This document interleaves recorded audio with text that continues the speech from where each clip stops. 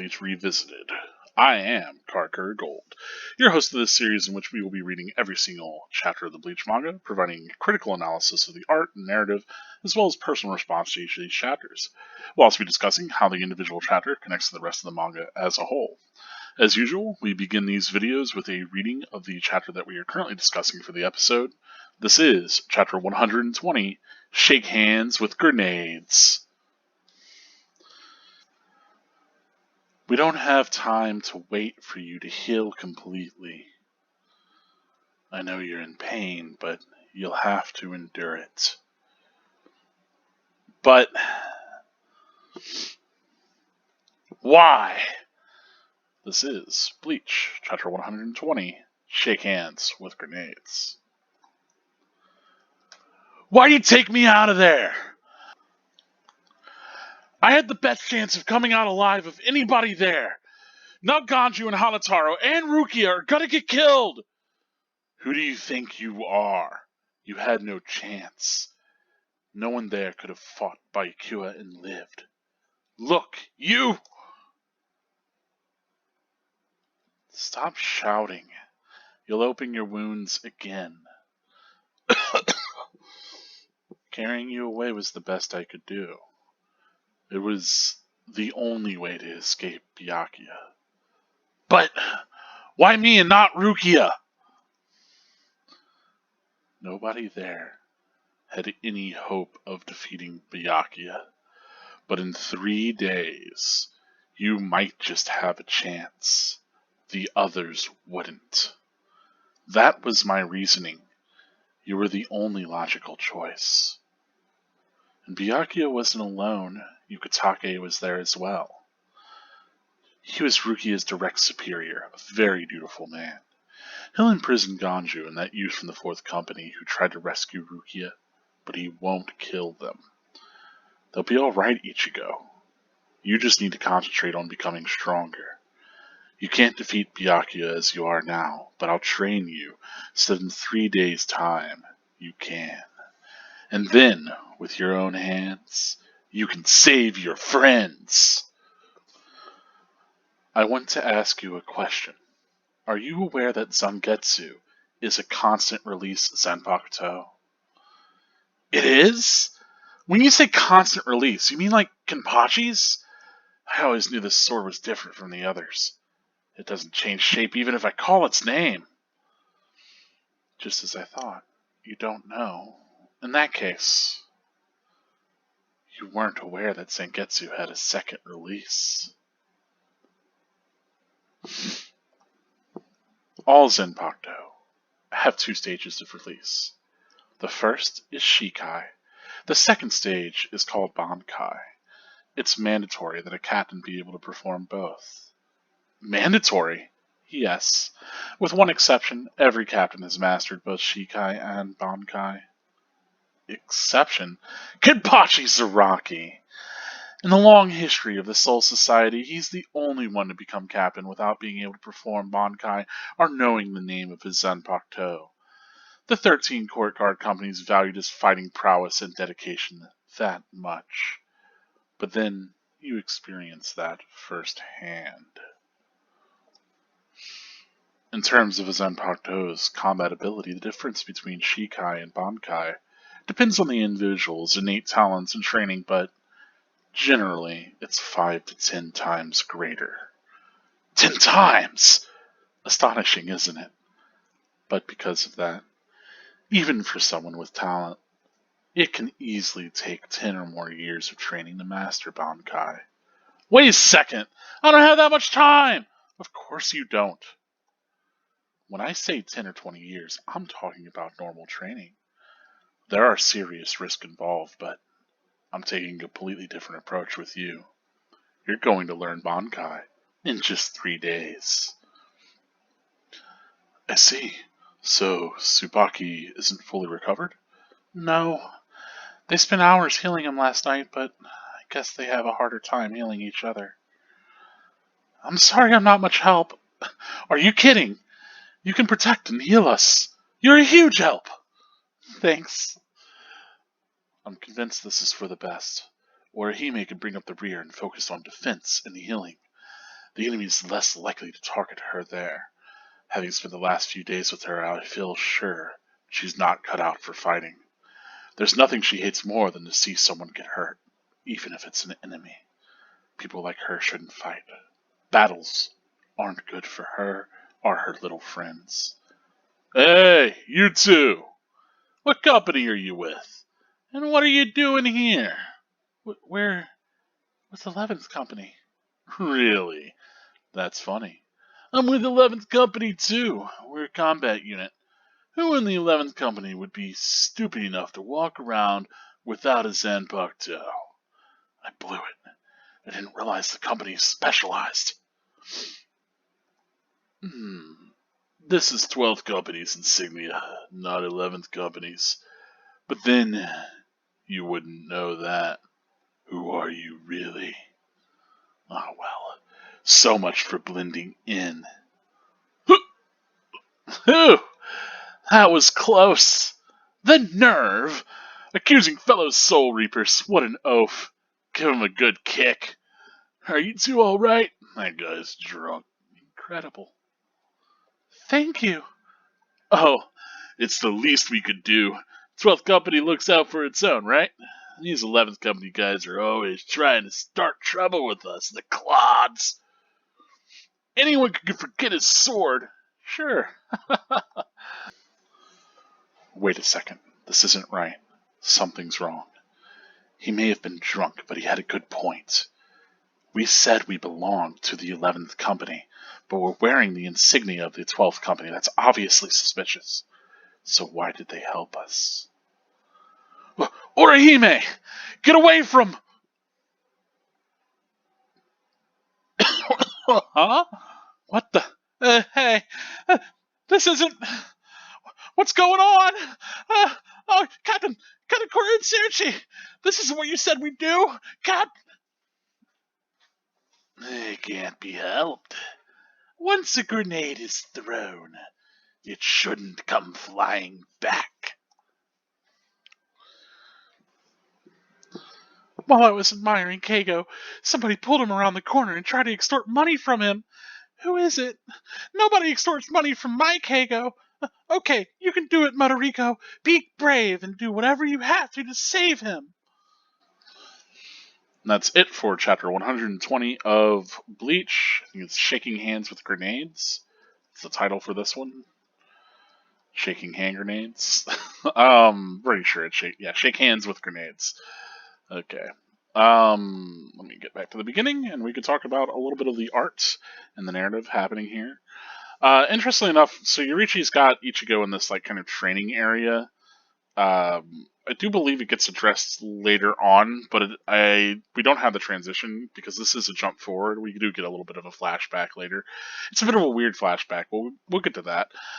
Anyway, the idea was right at the end of the last chapter. Yurichi was talking about how she would help Ichigo become stronger, right? She's gonna there's some things about Zangetsu to find out, right?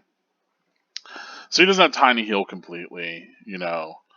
We get a little bit of this back and forth. We get this closing on Ichigo, and then we flash back, and it's kind of wild because like in this moment, you can almost read this immediately as Ichigo grabbing Yurichi in that scene. But this is actually flashback. Again, we have the black background to give us that, and we have Ichigo asking, once assumably he had woken up, because I believe he was unconscious in the previous chapter. I could be wrong. It's been 2 weeks. I've been having a couple of issues with my computer, folks. But yeah, here he's questioning Yurichi about why she evacuated. You know, and I think it's clearly obvious to us. Like there were two captains there. Obviously, Ichigo can't take them both on. Not in the state that he's in. Makes sense. Of course, Ichigo's frustrated because, right, he was just there, and why just escape with only him and not save Rukia, so on and so forth, right? And I think this is an interesting framing that I'll get to in a sec, but I do love that, Yurichi, like, whenever put under Ichigo just yelling and being intense, like, she is very collected and calm. She kind of lowers her eyes. Maybe she has a little bit of frustration or regret here. It's interesting that like she mentions, no one there could have fought Byakuya and lived. I assume that she's only including, of the Ryoka. Certainly, whether or not Ukitake or Yukitake, I don't know, Yukitake or Yuricha herself could have fought Byakuya. That's another story. She does toss Ichigo. I think this is pretty cute. It's maybe a little hard to read as a toss, but I get there with it. Um, I do like. I think that what helps sell it is actually this panel of her in the middle, this really long panel, because it doesn't read exactly like if you're just reading top left and left where he falls, and then you've got her telling him to stop shouting, and then you've got her there. Like it doesn't read for the regular reading momentum of a page, but it reads well for her tossing him because of the alignment of the characters and like their positions on page. If that makes sense. Yeah, I don't know. It doesn't have a logical sense that it like in the way that you would normally read a manga, but it makes a visual sort of sense in that it helps sell that action. So I really do like it there because otherwise you don't really have a lot of anticipatory action for that toss. So like this shot of Ichigo just suddenly being upside down, you could maybe be confused by it, but I think having that long panel of Yurichi there really helps to sell the action of it. Surprisingly enough, it's almost like uh, the follow up action afterwards, like the down frames of the toss, so to say. Anyway, of course, I like that. Like she expresses, look, you gotta defeat Byakuya, and in 3 days you might have a chance. So it's interesting that like this is the framing I was talking about earlier. That Yurichi really quickly frames this as like a fight against Byakuya. Like Ichigo needs to be able to defeat Byakuya specifically, or needs to be able to at least obtain Bankai, as we learn through this chapter. And so, yeah, it's kind of neat that ends up being like the stakes. Like, why can't we just grab Ruki and run? Well, the idea is, of course, they would come and find us. We have to have the power, the potential of actually, achieving this, which is kind of interesting. Um, she also brings up, of course, Yukitake was there, and it's not like, oh, you'd have to fight them both, but it's instead like this point that she makes towards, well, he'll make sure that Rukia isn't killed right there. He'll also make sure that, Ganju and Hanatara are taken care of, and just detained rather than killed. So here we really do get a good sense of Yurichi as like having an understanding of these characters, having these insights, which Yurichi's always had pretty fair insight into the world and these other characters, but we're learning that yeah, she certainly has a certain amount of knowledge about the Gote 13, the 13 Court Imperial Guard, right, and these captains. At the very least, Ukitake and Byakuya, and I like that does get juxtapositioned later on whenever we have both Uryu and Orihime, and they kind of have this mess up, and they don't really know about the organizational structure.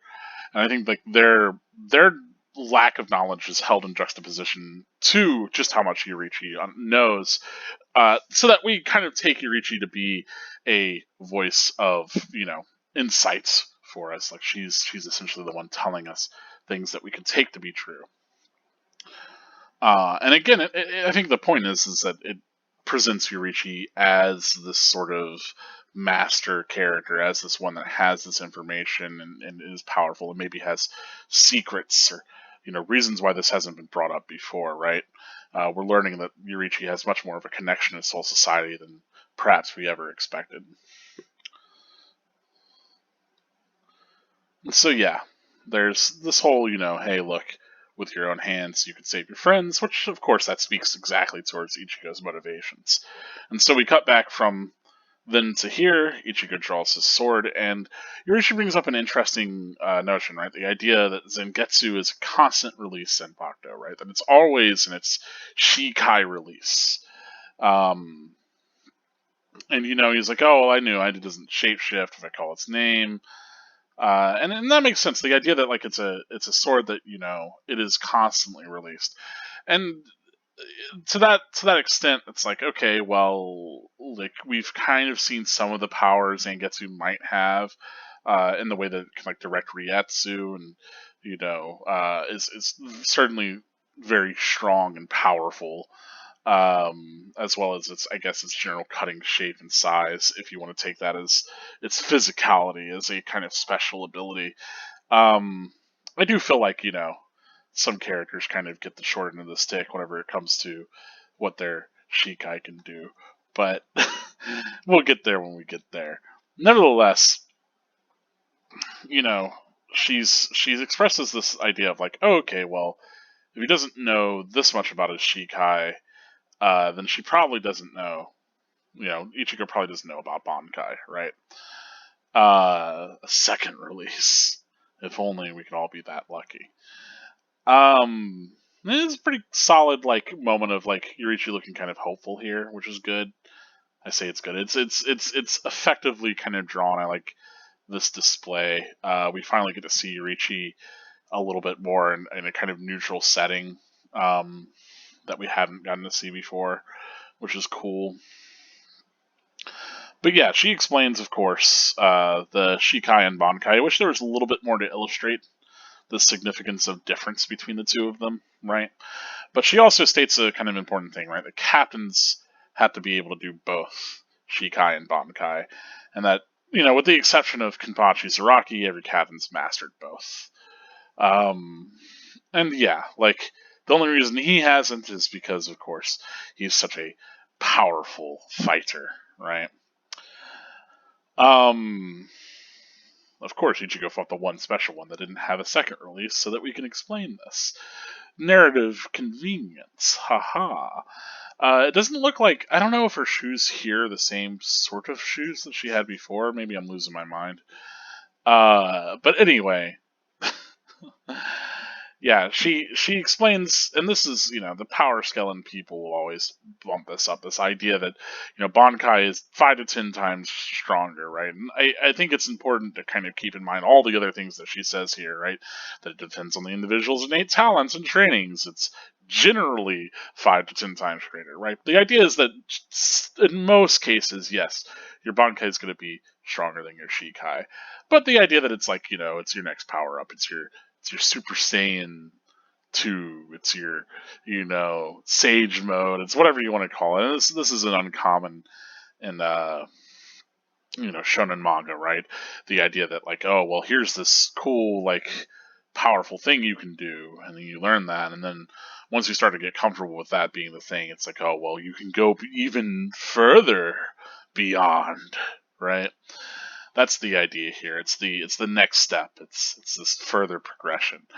And it's interesting because generally, you think like, well, if Shikai is a release where your sword manifests, your weapon manifests this kind of power that's more reflective of some aspect of yourself or whatever it may be, then you get to wonder, what Bankai represents. If it's a further manifestation, if it's just greater, what in general it is, and we'll get into that as we get into that. But I think it's important to see that there is a distinction between the two. But it's not. I don't know if it's right to think of it as like, okay, here's the weaker version and the stronger version. I think the idea is that it's a second release, but it's just another stage of it that can be different. Kind of like if you think about, like insects have a larval stage and like a. Now I'm going to completely drop all my biology here, but they become what they are, right? You have a metamorphosis of sorts, and it's not as though the butterfly is a better, or like whatever the winged insect is a better version of the insect. In fact, most insects spend most of their lives in their larval form, or they're not being winged and flying around. So it's interesting, I think it's worth noting is that, like, yes, it's generally more powerful, but we'll get into Bankai a lot more, of course, as the series progresses, because it is this new idea, right? So here we're just kind of rousing. Of course, Ichigo, I love this moment where she's like, oh yeah, well, all these different qualifiers, but it's generally 5 to 10 credits. And he's like, oh, 10 times? Immediately goes like, the full extent of how much more powerful you get, right? And so then she explains, well, yes, it would take like 10 or more years of training to master, which of course in Ichigo's scope of time, that's like a majority of his life. For all these guys that have been around for like 1,000+ years, maybe 10 years ain't that much to kind of care that much about. um, yeah, but of course, as is usual for Ichigo, there's going to be a very unique training for him, and I like that we get this like cast in all black here, as it's established that Ichigo is going to learn Bankai in 3 days. So similar to how Ichigo had all this kind of intense training with Urahara, Yurichi also has very specialized sort of training planned for him. I do like this kind of moment of Ichigo being quite a little uneasy, since the last time that he had to undergo some sort of special training, he was literally killed, and his soul was put into crisis. So we'll see what happens this time, yeah. We jump from that, and we get Uryu and Orihime walk in, and I like that we get this little close up of Orihime's hairband, and you can see that part of it is perhaps a little damaged there in the bottom left panel, to signify Tsubaki still being injured or not fully recovered. And of course, I like that, like, Uryu's like, well, yeah, he tries to reassure, like, or he mean like, look, you can heal and protect us. That's really great. Haha, you can't fight though. And then he reiterates, well, if I have her focus on defense and healing, it's less likely for her to get targeted, right? Although the mantra is, of course, always kill the healer first, in any RPG that I play. So, you got to kill the wizard, you got to kill the healer. That's the trick. So maybe its plan's not all that great. But hey, Uryu's at least trying to kind of keep Orihime safe, which is interesting. Like, you get a little bit of Uryu trying to protect Orihime, especially after that last battle. A little bit of Uryu feeling like, hey, well, here's ways that I can keep her out of danger. Like that he, calls the Shinshinrika her little friends. Yeah, we get this moment of them being paused. I like that you can see the Sonrei glove on his deal, even though he's got like the fourth division. It looks almost like the fourth division's kind of bag over his back. I don't know if it's quite the same, but it looks like it. Nevertheless, we have this one guy that comes up, and I don't know why this guy's features are very striking, like almost familiar to me. I don't know why. I just remember this character very distinctly, even though he's this no-name drunkard guy. Of course, casual sexual harassment. Why not? Interestingly enough, he's an 11th division guy. And he brings up the idea, like, oh well, yeah, you would have to have your son talk to. We're currently like in a war thing, right? We're on alert. And so I like that he's like, oh man, I didn't realize that companies were specialized.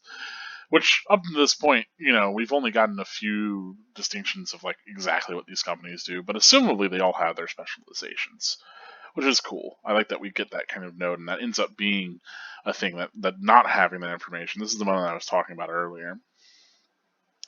Of course, again, we have, if you want to talk, I guess, just layout wise, we have our characters. They're kind of running, but ultimately, it's interesting here that, like, the way that Uryu and Orihime are running kind of varies a lot. Like, they're coming towards us, they're going left, they're going away. So it's kind of like they're like not really making any progress. They're sort of, caught not really going anywhere. And then whenever this character shows up, he immediately kind of takes control of the momentum that they have, which I like that just visually. Of course, we learn that the reason why he's grabbing Orihime by the chest is to reveal that, yes, that is in fact the 12th company's insignia, and it's stitched inside of the Shihaku show. We get this really kind of serious moment as he starts to question their actual identity. Uryu's ready to fight, and then of course this guy gets knocked out by some 12th division guys. And we get this kind of really casual, like, oh hey, yeah, how's it going? Ha ha ha, And Uryu is right to immediately question this, right? Orihime is kind of being chummy, um, but I like that, like, he's like wondering why they're helping, and he believes that they're being deceived. Now him like immediately running forward to be like get away from them as a bomb goes off. Like the only reason that I'm able to read this as being sensible, because like if he just expected deceit or something, then maybe he would expect her to maybe get backstabbed or something. But the way that I read this to make a little bit more sense is that Ishida's really, being a Quincy, really capable of reading different energy and seeing, not seeing Ryetsu so much as like he can tell, whatever spiritual energy is doing different things, right? He's very attuned to that, and so he could tell that like this bomb is starting to explode, that there's a problem, that there is some issue, right? This explosion of reishi, I suppose, is starting to happen. Um, and it's absolutely gruesome. Like you see this guy's guts splatter everywhere. This other person's kind of freaking out. Um, of course, it turns out that they had some sort of plan, and yeah, as he runs away, he starts to like bubble and explode himself. So all these guys, all these members of the 12th Division, essentially were living bombs for Mayuri. And yeah, we get the idea that maybe Mayuri is not the most ethical of people to work for. He's got this kind of nasty little button that he's been pressing. Once a grenade's thrown, it shouldn't be come flying back, which harkens back to, of course, the title, the idea that you're, shaking with hand grenades or speaking with hand grenades. Ooh, shaking hands with grenades, something like that. Handshaking with a grenade. I'll remember the title one of these days. We get to see Mayuri's, vice captain, his lieutenant, Nimu, there at his side, being quiet and submissive as he is off to kind of berate her into. Though, I mean, if this guy's going to blow you up if you disobey him, heck, these guys obeyed him and they got blown up. Maybe he's not the kind of person that you want to cross. Anyway, yeah, we get a little bit of insight into Mayuri. We get to see him as absolutely sadistic. That his plan for dealing with Orihime and Uryu was to have some of his own guys go close in on them, accept them into like, hey, you're one of ours, right? And then blow them up, which is a kind of wild plan. Especially whenever you consider like Shunsui and Ukitake's take on things of like, oh well, we got to question them, we have to figure out what's going on, especially in regards, assumably Mayuri knows about Aizen's death at this point, his murder. So it's like you would think that you would want to take in these people and question them, but Mayuri has other plans, obviously. We get a kind of great shot of him right here. We have this crazy kind of headgear that he's got going on. You can see a little bit of his hair poking out in the back there, and yeah, in general, kind of wild design. Um, for our Omake in between deal. I think that it's like, oh yeah, they're trying to extort money from him, but it's like clearly like Karen. I'm pretty sure. So yeah, um, we'll get more on our little Keigo saga, I'm sure. All in all, I think the art is on point. I do wish there was, I think obviously the gore and the horror of it gets amped up at this last bit here. Um, but otherwise, it's perfectly serviceable. I do like these confrontations. There's like a real commanding sort of momentum, like I said.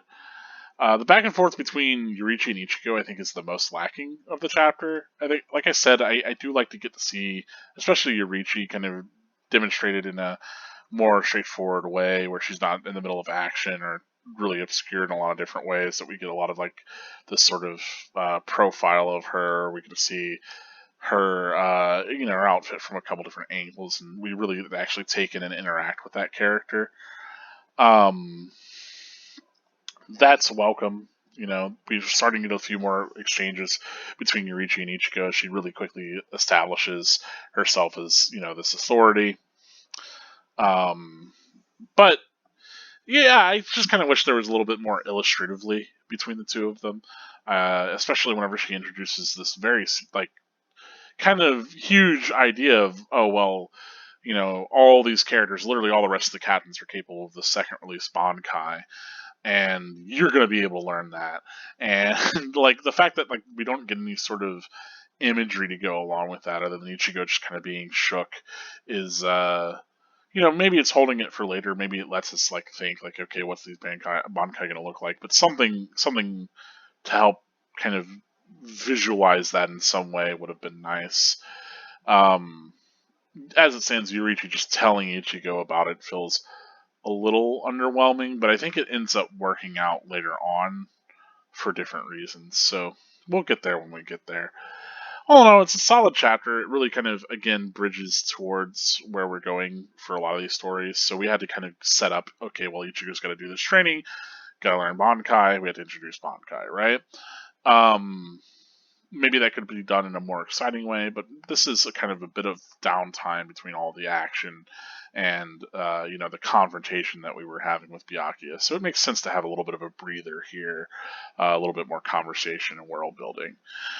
That said, the other bit is, of course, moving Orihime and Uryu closer to this confrontation with Mayuri as the first blow is struck, as Mayuri basically makes human grenades blow up right in their vicinity. And so we'll see how they handle that, if our intrepid heroes are able to get out of that one.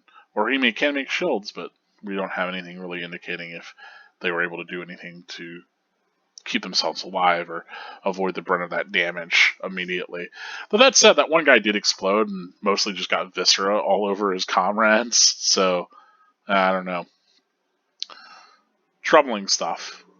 Anyway, that's all for the beginning of this chapter for analysis and talking about kind of the garden narrative. That's all I have to say. If you have any ideas, if you have seen anything that I wasn't talking about that you would like to talk about, please let me know. But we're going to get into spoilers now. We're going to talk about spoilers because there are quite a few connections to make for the rest of the manga.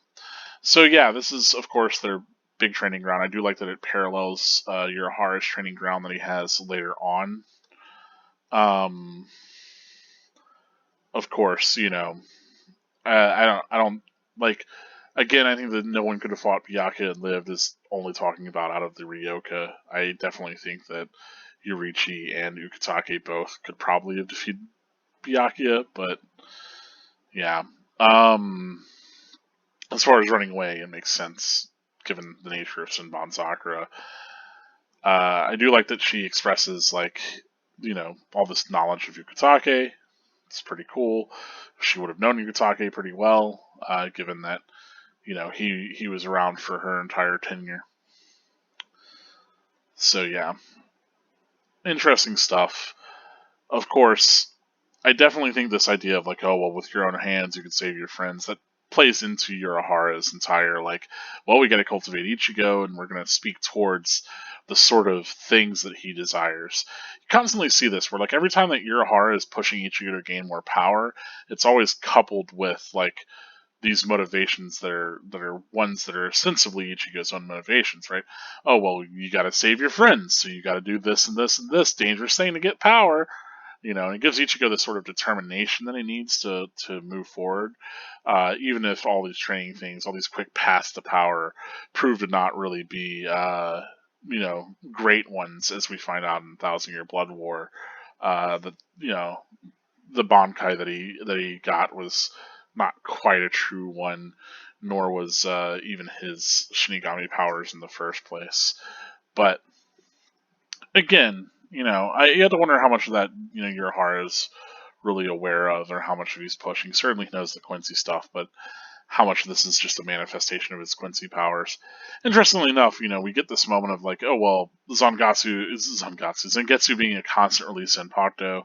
She brings up that Ichigo and Kenpachi's are, and I think the reality is that neither of them are, technically, because Nozarashi does have a released Shikai and then a Bankai, so it's not really in a release mode, even though it does seemingly have the power to scale Kenpachi's strength, even whenever it's sealed as it is.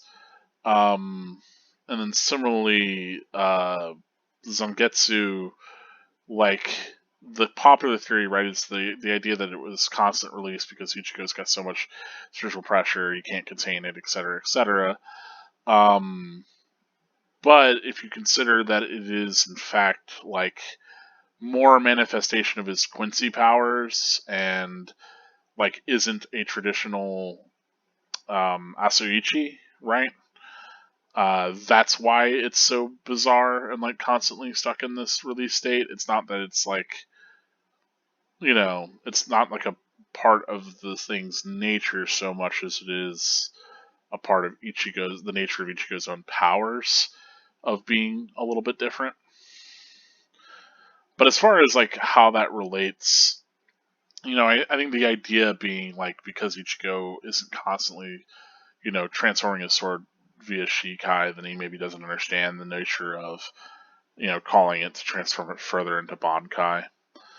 Of course, I brought up that whole second release thing, that entire idea.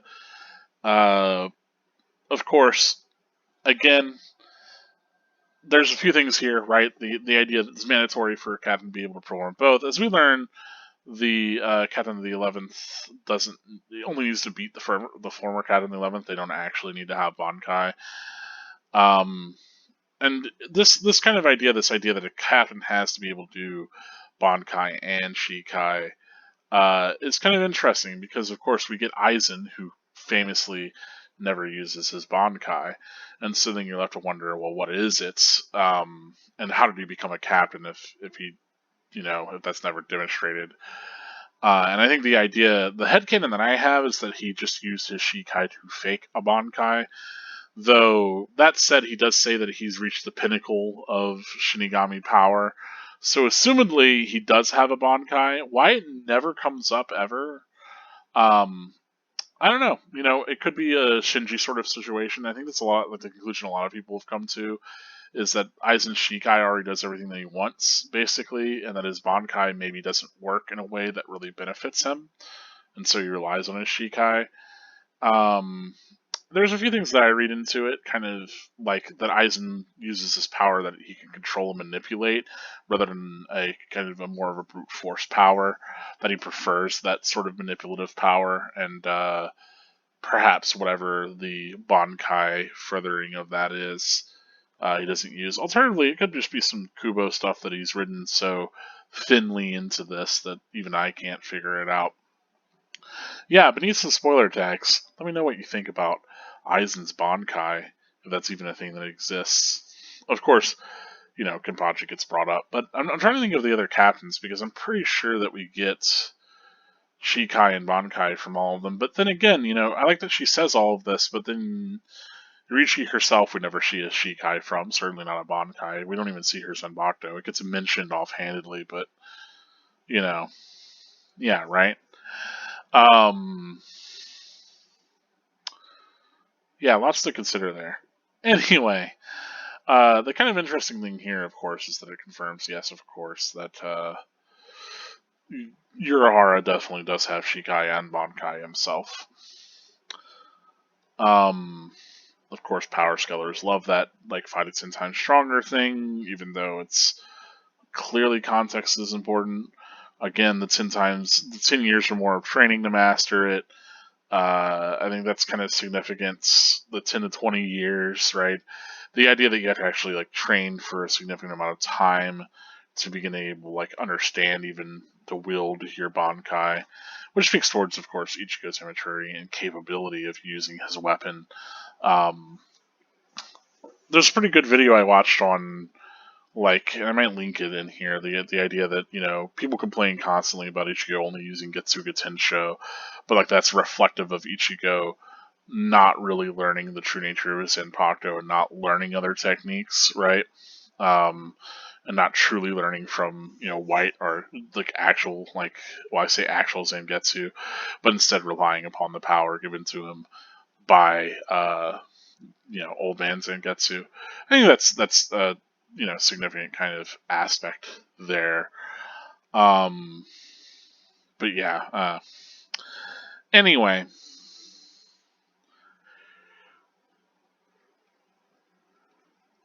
Yeah. Yeah. I don't know if I have much else to say here otherwise. Um, them being out as intruders is neat, though. Yeah, these other guys. We get a lot early on that really establishes Mayuri as truly a monster. Um, but later on he becomes kind of a character that we're rooting for, which is interesting. Like I think it's less a hard pivot and more like because he still genocides like thousands of spirits to keep balance, right? So there's still, I still think, like even by Thousand Year Blood War, he hasn't really softened all that much. And here, certainly, like what the Ryoka considered as intruders and invaders, um, perhaps he's just playing the typical hardball. We're just not on his side. But yeah, typical Mayuri. Once a grenade's thrown, it shouldn't come flying back. Interesting that he weaponizes his subordinates in a way very much that we're going to see Araniro doing, right? Not Araniro, what am I saying? Sazea Laporo, right? Um, so there's a kind of neat parallel in that sense. But otherwise, hey, it's Mayuri. What are you going to do? I do like that he's got this little, like, push down head on the thing with its kind of morbid design. It reminds me of them talking about how the Shinigami Women's Association figuring out all the different mod dispenser designs. Like, oof, at least they're gonna have fun with it over there in Soul Society whenever they design something to destroy your soul. Anyway, that's it for this one, folks. I don't have much else to say. If you do have anything to leave it in the comments. Make sure to mark it as a spoiler if it's a spoiler. There are folks that are reading this for the first time or going through this for the first time or haven't read all of the manga yet. So, I want to be conscientious of those people. Anyway, that's it for this video. As always, you can support the channel through giving the video a like, sharing it with your friends, subscribing to the channel if you've been watching these. I do appreciate that. And notably, we just got the feature of being able to actually make community posts. So I'll be making updates to the channel with community posts moving forward.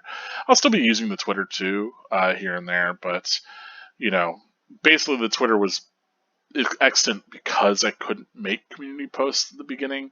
Now that I can make community posts, I might stick to just primarily making those anytime I have an update that's not going to come through a video. That all said, I know community posts can kind of get buried in YouTube, and they're not the greatest feature as far as people following the channel. So I don't know. Let me know how you feel about community posts in this one. But otherwise, that's all I got. That's it for this one. As always, you can support me over on the Patreon. The people whose names you're seeing right here on the screen are my current Patreon supporters. I do appreciate it quite a bit. If you want your name to appear on all these episodes, all you gotta do is go over to the Patreon and support me for as little or as much as you like every month. It is entirely up to you. So, without further ado, I'm being silly. Anyway, Bleach has been great. Reading this has been great. Being a part of this has been great. I don't have a lot else to say on this chapter. It's a short one this time, folks. But yeah. As always, spirits are forever with you. Stay gold.